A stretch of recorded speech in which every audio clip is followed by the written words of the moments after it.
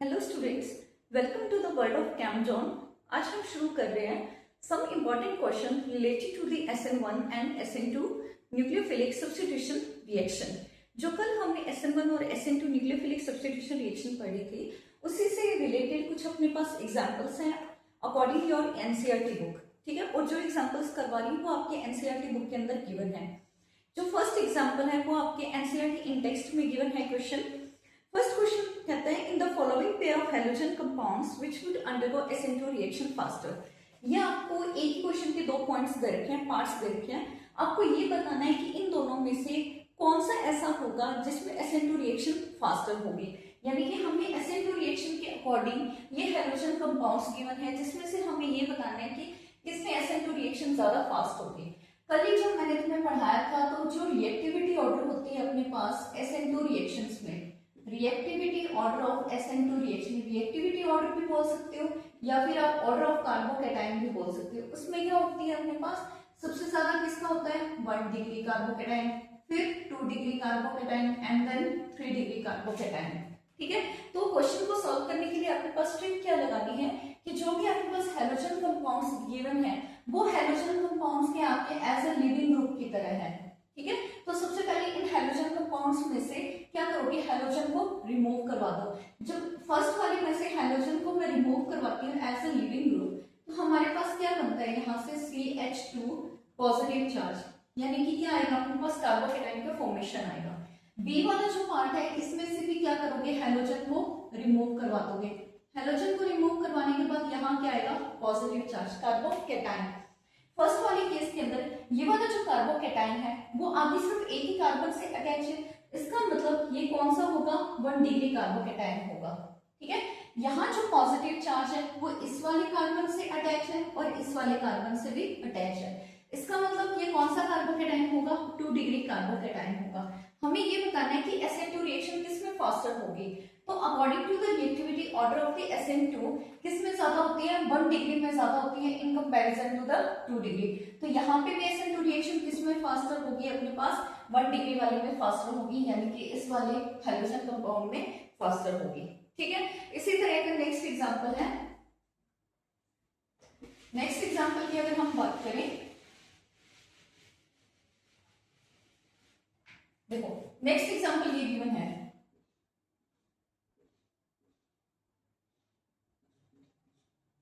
एक तो ये कंपाउंड है और दूसरा आपके पास ये वाला कंपाउंड गिवन है। ठीक है, तो अगर इस टाइप का कोई क्वेश्चन आ जाए आपके पास तो कैसे सॉल्व करोगे। कल जब मैंने SN1 और SN2 के डिफरेंसेस लिखवाए थे उसमें ये वाली चीज नहीं लिख पाई थी, इसलिए यहाँ पे बता रही हूँ कि जब भी आपके पास एल्केन की चेन, तो यहाँ पे क्या है, सेम है। यानी सभी के केस में क्या होगा कि जब हम हैलोजन को रिप्लेस करवाएंगे यानी कि रिमूव करवाएंगे तो यहाँ पे क्या आएगा, पॉजिटिव चार्ज आएगा। सेम केस यहाँ पे भी क्या है, क्लोरीन को रिमूव करवाने के बाद पॉजिटिव चार्ज यहाँ आएगा। दोनों के केस में क्या होगा, 1 डिग्री कार्बोकैटायन होगा। क्यों, क्योंकि दोनों के केस में एल्केन चेन क्या है आपके पास सेम है। डिफरेंस कहाँ पे आ रहा है, आपके पास हैलोजेंस में डिफरेंस आ रहा है। तो इस केस में क्या करोगे, चाहे आपसे SN1 पूछा जाए चाहे आपसे SN2 पूछा जाए, उस टाइम आप ऑर्डर ऑफ हैलाइड्स याद रखोगे। जब आपके पास क्या हो, अल्काइल ग्रुप तो सेम हो और हैलोजेंस आपके पास क्या हो, डिफरेंट हो। आपसे SN1 पूछा जाए या फिर SN2 पूछा जाए, आप हमेशा याद रखोगे order of halides. Order of halides में रिएक्टिविटी सबसे ज्यादा फास्टर किसकी होती है, आयोडीन की, उससे कम ब्रोमीन, उससे कम क्लोरीन और उससे कम फ्लोरीन। तो इस वाले क्वेश्चन को ऑर्डर ऑफ हैलाइड से कंपेयर करके देखोगे तो कौन से केस में SN2 रिएक्शन फास्टर होगी, इस वाले फर्स्ट पार्ट में, ए पार्ट में SN2 रिएक्शन क्या होगी, ज्यादा फास्टर होगी। ठीक है, पहला वाला जो एग्जांपल करवाया था that is on the basis of the stability of carbocation. ये जो सेकंड क्वेश्चन आपको करवाया है that is on the basis of the reactivity of halides. Okay, next अब हम जो क्वेश्चन करेंगे वो आपके जो NCERT के अंदर बैक साइड में जो क्वेश्चंस दे रखे हैं ना, NCERT अनसॉल्व्ड क्वेश्चंस, उनको करेंगे। उसमें से एक क्वेश्चन है आपका, तो उस क्वेश्चन को भी जरूर कर लेना क्योंकि आपके जो NCERT के अंदर एग्जांपल क्वेश्चन दे रखे हैं ना बैक साइड वाले, वो ज्यादा इंपॉर्टेंट है।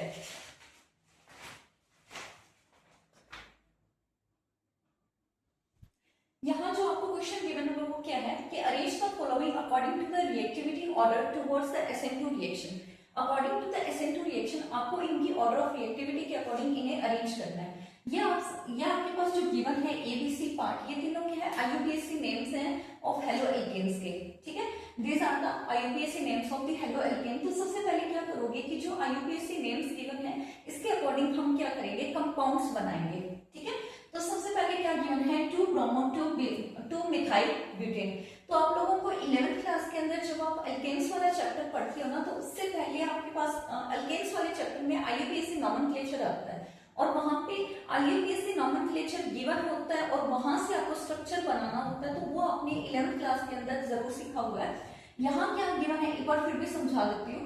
2-bromo 2-methyl butane, हमें क्या गिवन है ब्यूटेन। ब्यूटेन गिवन है, इट मींस ये कितने कार्बन्स की चेन होगी, 4 कार्बन्स की चेन होगी। तो सबसे पहले क्या करोगे 4 कार्बन्स की चेन बनाओगे, ठीक है। और सभी में क्या करोगे 4 कार्बन्स की चेन बनाए। उसके बाद क्या करोगे, हमें क्या गिवन है ब्यूटेन है, यानी ये चेन अपने पास कैसी है अल्केन है। सबके अंदर क्या होगा सिंगल बॉन्ड होगा, सभी में क्या लगाओगे सिंगल बॉन्ड। नेक्स्ट क्या करोगे नंबरिंग। नंबरिंग आप लेफ्ट साइड से भी शुरू कर सकते हो, राइट साइड से भी शुरू कर सकते हो। मान लिया कि मैं नंबरिंग यहां से शुरू कर रही हूं, तो 1 2 3 4, ठीक है।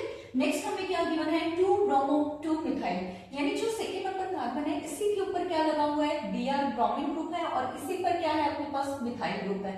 तो मैंने नंबरिंग को हटा के यहाँ पे क्या लगा दिया अपने पास, यहाँ CH3 ग्रुप यानी कि मिथाइल ग्रुप लगा दिया, ठीक है। और यहाँ क्या लगा दिया Br और जो नंबर 2 है वो यहाँ लिख दिया, ठीक है। नेक्स्ट अपने पास क्या आएगा 2-bromo 2-methyl butane, यानी हमने क्या किया IUPAC नेम के अकॉर्डिंग स्ट्रक्चर को बना लिया। अब क्या करोगे जो कार्बन्स गिवन है इनके वैलेंसी को कंप्लीट करोगे। कार्बन कितने बॉन्ड बनाता है 4 बॉन्ड बनाता है। तो यहाँ से फर्स्ट कार्बन जो कितने बॉन्ड बना रहा है सिर्फ 1, तो वैलेंसी कंप्लीट करोगे तो कितने हाइड्रोजन आएंगे 3 हाइड्रोजन इसके साथ आएंगे। नेक्स्ट सेकंड कार्बन 4 बॉन्ड बनाना चाहिए 1 2 3 4, इसका मतलब इसके साथ कोई भी हाइड्रोजन नहीं आएगा। नेक्स्ट थर्ड कार्बन कितने बॉन्ड बना रहा है 1 2, इसका मतलब कितने हाइड्रोजन इसके साथ आएंगे 2 हाइड्रोजन इसके साथ आएंगे। नेक्स्ट फोर्थ कार्बन एक ही बॉन्ड बना रहा है तो इसके साथ भी कितने आएंगे 3 हाइड्रोजन इसके साथ आएंगे, ठीक है। नेक्स्ट अगर हम कंपाउंड की बात करते हैं तो 1-bromo पेंटेन, यानी 5 कार्बन की चेन है। पेंटेन का मतलब क्या होगा 5 कार्बन की चेन है। नेक्स्ट क्या करते हैं नंबरिंग 1 2 3 4 5, हमें क्या गिवन है 1-bromo, तो इसका मतलब फर्स्ट कार्बन के ऊपर क्या आएगा ब्रोमीन, ठीक है। सभी में क्या है एल्केन है तो इसका मतलब सिंगल बॉन्ड है। फर्स्ट कार्बन की बात करते हैं, फर्स्ट कार्बन कितने बॉन्ड बना रहा है 2, तो हाइड्रोजन कितने अटैच होंगे 2। नेक्स्ट फिर से क्या आएगा CH2, नेक्स्ट में भी क्या आएगा CH2। नेक्स्ट की बात करते हैं फोर्थ कार्बन तो CH2, फिफ्थ कार्बन में क्या आएगा CH3, ठीक है। नेक्स्ट अपने पास बात करते हैं 2-bromo पेंटेन, तो 5 कार्बन की चेन है 1 2 3 4 5, ठीक है। पेंटेन है इसका मतलब सभी में क्या आएगा single bond, okay. Next one क्या है नंबरिंग 1 2 3 4 5, क्या गिवन है 2-bromo, तो इसका मतलब यहाँ क्या आएगा ब्रोमीन। अब वैलेंसी कंप्लीट करो, फर्स्ट कार्बन कितने बॉन्ड बना रहा है 1, तो कितने हाइड्रोजन आएंगे 3 हाइड्रोजन।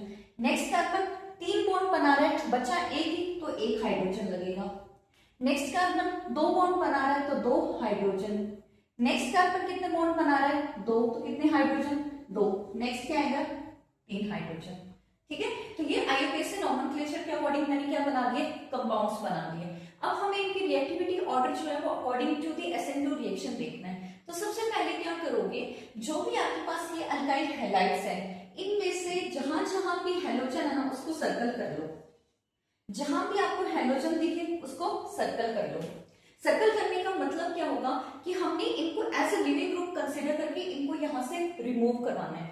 जैसे ही मैं यहां से Br ग्रुप को हटाऊंगी, Br ग्रुप को जैसे ही मैंने हटाया तो जो सेकेंड कार्बन है उसके ऊपर क्या आएगा पॉजिटिव चार्ज, सेकेंड कार्बन पे क्या आया पॉजिटिव चार्ज। अब इस वाले ब्रोमीन को जब मैं यहां से हटाऊंगी तो जो अपने पास फर्स्ट कार्बन है इसके ऊपर क्या आएगा यहाँ पॉजिटिव चार्ज।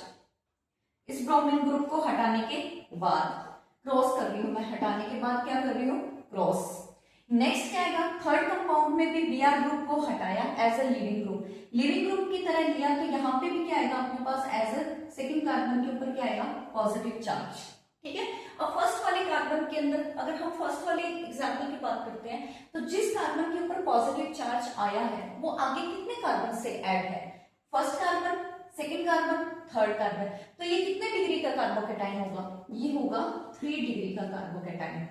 नेक्स्ट इस वाले कार्बन की बात करते हैं कैरिंग द पॉजिटिव चार्ज, कितने कार्बन से ये ऐड है, तो ये सिर्फ एक ही कार्बन से जुड़ा हुआ है, तो इसका मतलब ये कौन सा होगा, 1 डिग्री कार्बोकेटाइन होगा। नेक्स्ट वन की अगर हम बात करते हैं तो जिस कार्बन से ब्रोमीन अटैच था, ब्रोमीन चला गया, कार्बन के ऊपर पॉजिटिव चार्ज आ गया, कार्बन के ऊपर जो पॉजिटिव चार्ज है वो फर्दर कितने कार्बन से ऐड है, वो 2, एक फर्स्ट वाले कार्बन से एक थर्ड वाले कार्बन से जुड़ा हुआ है, तो ये कितने डिग्री का कार्बोकेटाइन होगा, 2 डिग्री का कार्बोकेटाइन होगा।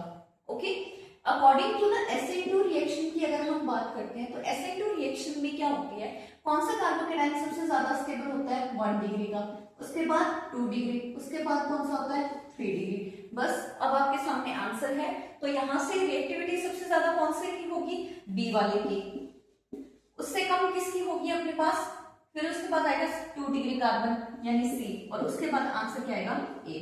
तो order of reactivity of SN2 reaction सबसे ज्यादा किसकी होगी, बी वाले की ज्यादा होगी, उससे कम किसकी होगी 2 डिग्री कार्बोकेटाइन यानी कि सी वाले की, उससे कम किसकी होगी ए वाले पार्ट की। अगर यहां से दिखाई नहीं दे रहा है तो मैं यहां आंसर लिख रही हूँ बी सी ए, ये आपके पास क्या होगा आंसर। ठीक है, तो अगर ऐसा कोई भी क्वेश्चन आता है ना तो उस क्वेश्चन को सॉल्व करने का यही तरीका होता है कि सबसे पहले जो गिवन IUPAC नेम है वहां से आप क्या बनाओगे, कंपाउंड, सेकेंड स्टेप क्या होगा, हैलोजन को रिमूव करवा दो, थर्ड स्टेप में क्या होगा, stability of the carbocation, carbocation को बनाओ, फोर्थ में स्टेबिलिटी ऑफ कार्बोकेटाइन को चेक करो। अगर यहाँ SN1 दिया होता तो उल्टा हो जाता, तो इस केस में ए वाला सबसे ज्यादा रिएक्टिव होता, उससे कम सी वाला, उससे कम बी वाला होता। ठीक है, अब जो नेक्स्ट क्वेश्चन, इससे जो नेक्स्ट एग्जांपल है ना आपके बुक के अंदर वो एज इट इज बिल्कुल इसकी तरह सेम है। ये तो मैंने फर्स्ट पार्ट करवाया, second part as it is same है। करना आपको क्या होगा कि सिर्फ और सिर्फ IUPAC नेम्स गिवन होंगे, कंपाउंड बनाओगे, फिर उसके बाद हैलोजन को रिमूव करवाओगे, कार्बोकेटाइन बनेगा, स्टेबिलिटी चेक करोगे। ठीक है, थर्ड जो एग्जांपल है ना वो यहाँ पे करवाती हूँ क्योंकि वो थोड़ा सा इससे सेपरेट है, अलग एग्जांपल है। नेक्स्ट क्वेश्चन की अगर हम बात करते हैं, ये थर्ड पार्ट है आपका, NCERT के अंदर क्वेश्चन गिवन है उसका थर्ड पार्ट है। तो इसमें भी आपको क्या करना है, SN2 रिएक्टिविटी ऑर्डर के अकॉर्डिंग आपको अरेंज करना है। तो सबसे पहले क्या करोगे, ये आपके पास कंपाउंड्स गिवन थे, इन कंपाउंड्स के IUPAC नेम्स गिवन थे जिनके मैंने क्या बनाए, कंपाउंड्स बना लिए। ठीक है, तो सबसे पहले आप खुद भी बेटा अपने आप बना के देखोगे। ठीक है, तो नेक्स्ट स्टेप क्या करोगे, जहां जहां भी हेलोजन्स है उनको हमने क्या कर लिया, सर्कल कर लिया, जहां भी हैलाइड्स है उनको हमने क्या कर लिया, सर्कल कर लिया। ठीक है, अब क्या करोगे, इन हैलाइड्स को रिमूव करवा दोगे। मैंने सिर्फ क्रॉस किया है ये दिखाने के लिए कि इनको रिमूव कर चुके हैं। क्रॉस का मतलब होगा कि इनको हमने रिमूव कर दिया। जैसे ब्रोमीन को मैंने यहां से रिमूव किया तो इसके ऊपर क्या आएगा, पॉजिटिव चार्ज, ब्रोमीन को रिमूव किया, पॉजिटिव चार्ज, हैलोजन को रिमूव किया, पॉजिटिव चार्ज, हैलोजन को रिमूव किया, कार्बन के ऊपर पॉजिटिव चार्ज। ठीक है, फर्स्ट वाले कंपाउंड के अंदर कार्बन के ऊपर जो पॉजिटिव चार्ज है वो आगे कितने कार्बन से जुड़ा हुआ है, सिर्फ एक ही कार्बन से, तो यहाँ इसका कितना डिग्री होगा, 1 डिग्री। इस वाले कार्बन की बात करते हैं कार्बोकेटाइन की, ये आगे कितने कार्बन से जुड़ा हुआ है, सिर्फ एक से, तो इसका मतलब यहाँ भी क्या होगा, 1 डिग्री। नेक्स्ट इसकी भी बात करेंगे तो ये भी कितना होगा, 1 डिग्री, ये भी कितना होगा, 1 डिग्री। अब सोचने वाली बात ये है कि चारों के चारों एग्जांपल्स के अंदर जो कार्बोकेटाइन आ रहा है वो तो 1 डिग्री का कार्बोकेटाइन आ रहा है, तो स्टेबिलिटी ऑफ कार्बोकेटाइन हम यहाँ पे किसके बेसिस पे डिसाइड करेंगे कि यहाँ पे रिएक्टिविटी ऑर्डर जो SN2 के अकॉर्डिंग कौन से फैक्टर के अकॉर्डिंग डिसाइड होगा।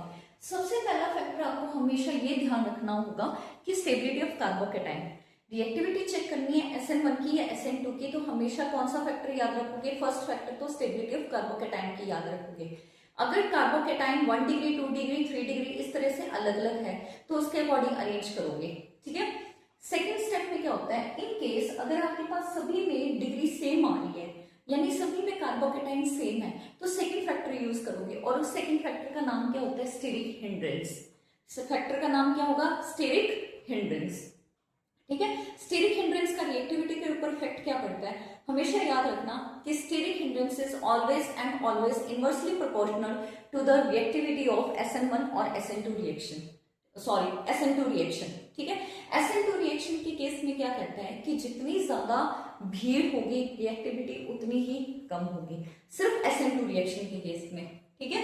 SN2 के केस में क्योंकि SN2 जो रिएक्शन होती है वो स्टेरिक हिंड्रेंस को कभी भी फेवर नहीं करवाती, SN1 जो होता है वो स्टेरिक हिंड्रेंस को फेवर करवाता है, ठीक है। According to the SN2 reaction जितनी ज्यादा स्टेरिक हिंड्रेंस होगी, जितनी ज्यादा भीड़ होगी, रिएक्टिविटी हमारे पास उतनी ही कम होगी, ठीक है। तो according to the SN2 reaction, ये पॉइंट मेंशन कर लेना, according to the SN2 reaction steric hindrance is always and always inversely proportional to the reactivity of SN2 reaction, okay. तो अगर हम यहाँ बात करें तो फर्स्ट वाले पार्ट के अंदर सिंपल कार्बन की चेन है, ठीक है, कोई स्टेरिक हिंड्रेंस नहीं है, यहाँ पे कोई बल्कि ग्रुप्स नहीं लगे हुए, कोई कुछ भी नहीं है, सिंपल सिर्फ कार्बन की चेन है। तो रिएक्टिविटी किसकी ज्यादा होगी, फर्स्ट वाले की ज्यादा होगी। सेकंड वाले में क्यों नहीं है, क्योंकि सेकंड वाले के अंदर क्या है, ब्रांचिंग आ गई, एक मिथाइल ग्रुप ये रहा, एक मिथाइल ग्रुप ये रहा, एक मिथाइल ग्रुप ये रहा, ठीक है। थर्ड वाले केस में बात करते हैं तो जिस कार्बन के ऊपर पॉजिटिव चार्ज है उससे नेक्स्ट वाले कार्बन की बात करें तो यहाँ पे मिथाइल ग्रुप है, जस्ट अगले वाले कार्बन पर। फोर्थ में बात करते हैं जिस कार्बन के ऊपर पॉजिटिव चार्ज है उससे नेक्स्ट कार्बन के ऊपर कोई भी बल्कि ग्रुप नहीं है, बट उससे नेक्स्ट कार्बन के ऊपर क्या प्रेजेंट है, बल्कि ग्रुप प्रेजेंट है, ये रहा, ठीक है।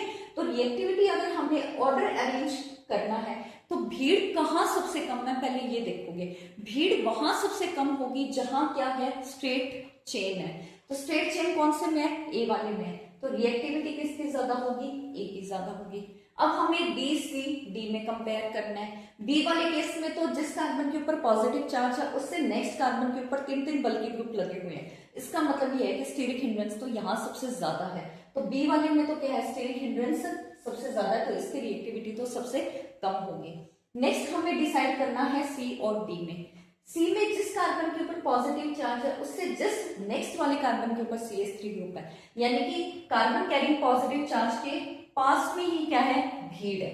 लेकिन यहां हम बात करते हैं तो इससे थोड़ा दूर है, तो रिएक्टिविटी किसकी ज्यादा होगी, सी और डी में से डी की ज्यादा होगी, और सी की क्या होगी, कम, और बी की क्या होगी, उससे भी कम।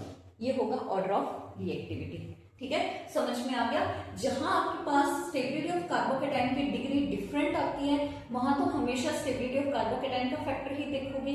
जहां आपके पास स्टेबिलिटी ऑफ कार्बोकेटाइन की डिग्री सेम आती है वहां स्टेरिक हिंड्रेंस देखोगे।